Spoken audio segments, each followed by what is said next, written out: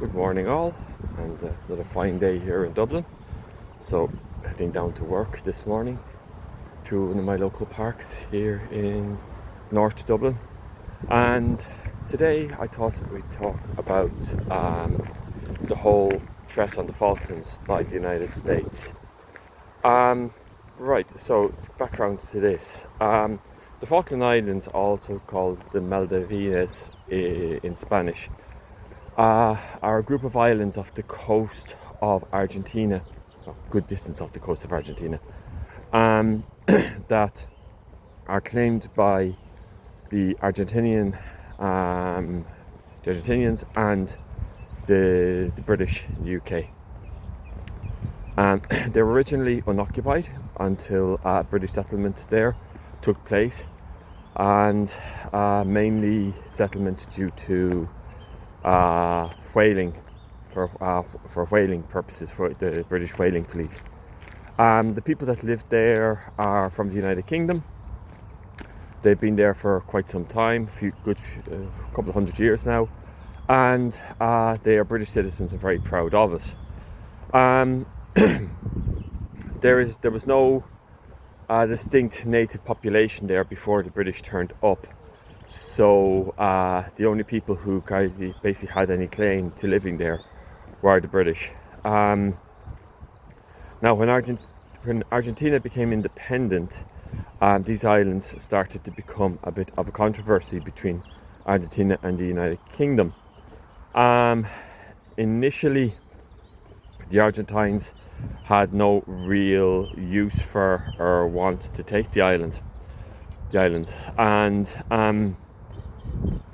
but during the late 1970s, early 1980s, they did invade the islands when an opportunity arose where basically a group of fishermen turned up, put up the flag, and this sparked off a huge patriotic zeal within Argentina to make the islands part of the Argentine Republic.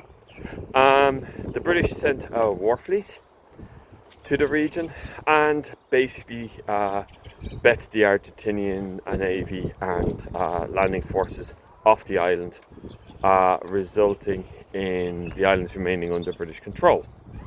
Now, at the time, the British didn't really ask for much international help. They did this basically solo, and the United States and other countries kept out of it to a large extent, but still staying relatively on the side of the UK with regards to it. This was during the Cold War course, so the Russians were tacitly supporting the Argentinians, but the whole affair ended up as a massive embarrassment for Argentina, and a great rallying cry to British morale. Since that time to now, which is basically about 50 years, the islands have remained under British control, with nobody really too bothered about who's in command of it. Occasionally you get an Argentine politician stepping forward to say that the islands should be Argentinian, but on the whole thing is kind of calmed down. Now, currently in Argentina, there is a pro-Trump government, which is being propped up by the United States, and their current president has been very vocal about the fact that he would like these islands under Argentine control.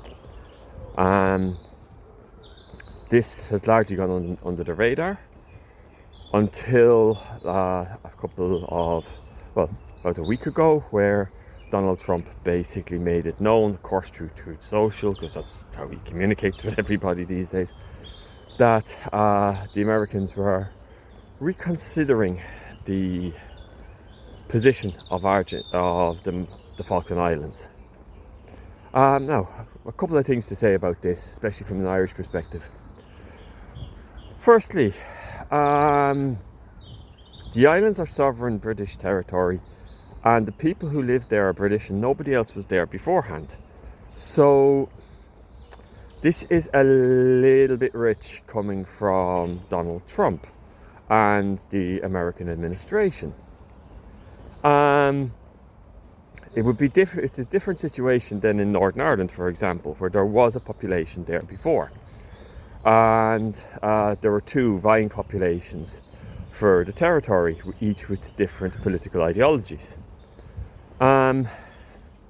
So basically, by saying this, it's similar to saying that they're reconsidering Spain's possession of the Canary Islands, or they're reconsidering Portugal's possession of the Azores.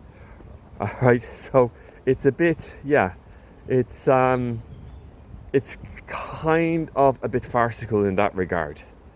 The second thing about it, however, is that, and why did we have to take this a bit seriously, is the fact that the British over the last 20 years or so, due to the recession, due to austerity and budget cuts, have basically hollowed out their navy and their armed forces. Now, don't get me wrong, the British Navy and armed forces are still very strong and probably one of the most elite in the world, but they're not anywhere near the states that they were in the early 1980s, when they were when the army and navy were both quite adequately financed in order to create a bulwark against Soviet intervention in the United Kingdom.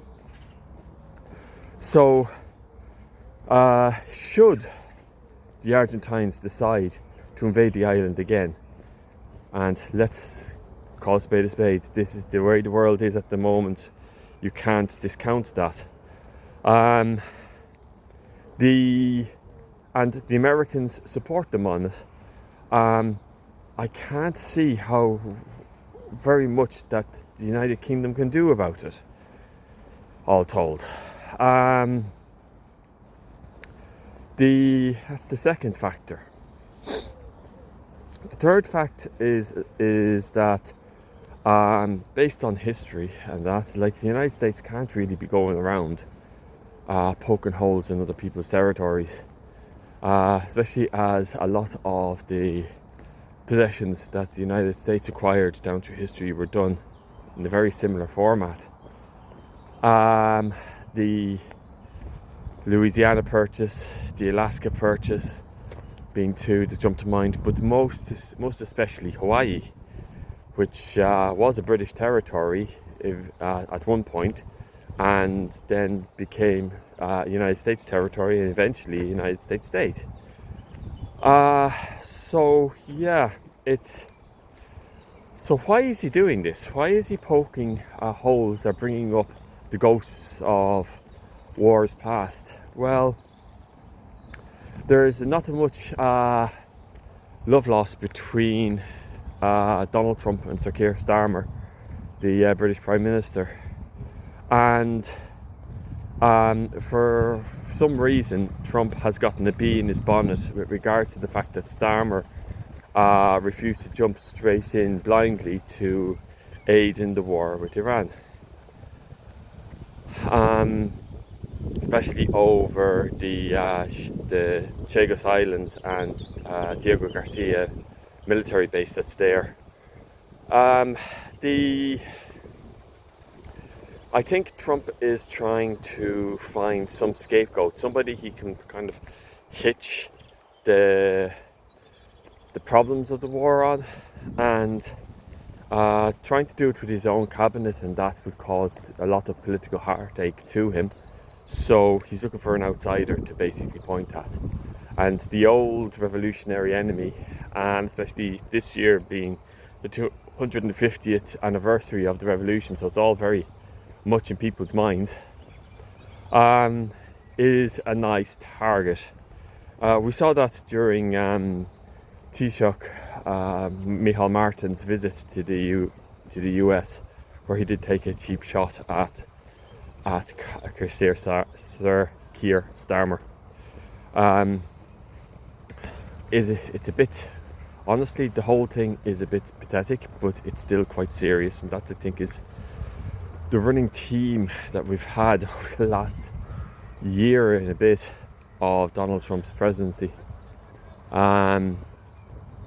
Lot of quite pathetic things happening, stuff that you roll your eyes at and wonder how could adults act in this way, yet a lot of things that are very, very serious.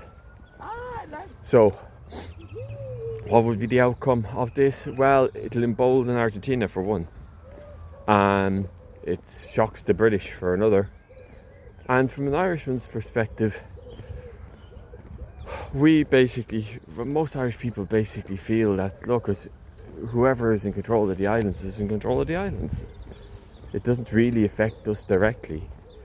If the people who live there wish to be British, then fair enough. As I said, it is a very different situation to the north, where you have got two populations, one British by culture, one Irish by culture, and the predominant population now seems to be, due to demographics, the Irish one. So self-determination of that population will mean that unification could be coming down the line very, very quickly. So that's it. That's my thoughts with regards to Trump's threats on the Falklands.